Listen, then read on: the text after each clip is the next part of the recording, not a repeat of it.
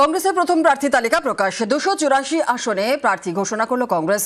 বহরমপুরে কংগ্রেস প্রার্থী অধীর রঞ্জন চৌধুরী। লোকসভা নির্বাচনে হারতে হয়েছিল বহরমপুরের দীর্ঘদিনের সাংসদ অধীর রঞ্জন চৌধুরীকে। আর এবার বিধানসভা নির্বাচনে বহরমপুর কেন্দ্র থেকে প্রার্থী অধীর, মালতীপুরে প্রার্থী মৌসম নূর, চাকুলিয়ার প্রার্থী আলী ইমরান রামজ ওরফে ভিক্টর, আর ভবানীপুরে প্রার্থী প্রদীপ প্রসাদ। নন্দীগ্রাম থেকে লড়ছেন যুব কংগ্রেস নেতা শেখ জরিয়াতুল হোসেন। বালিগঞ্জে কেন্দ্রে সোমেন মিত্র ছেলে রোহন মিত্র প্রার্থী করেছে কংগ্রেস। আর রাসবিহারীতে কংগ্রেস প্রার্থী আশুতোষ চট্টোপাধ্যায়। আমি তো কংগ্রেসের একজন সৈনিক। কংগ্রেসের দুঃসময়ে আমাকে বলা হয়েছে, আমি মনে করি একজন সৈনিকের দায়িত্ব দুঃসময়ে দলের পাশে থাকা।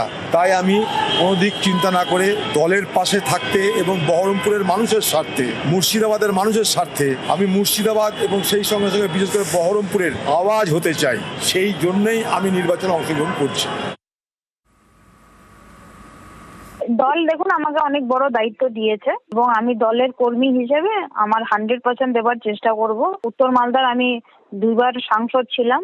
দল আমাকে সুযোগ করে দিয়েছিল মানুষের দুঃখে সুখে মানুষের পাশে থাকার। তার মধ্যে মালতীপুরও একটা গুরুত্বপূর্ণ এলাকা ছিল যেখানে আমি প্রচুর কাজ করেছি।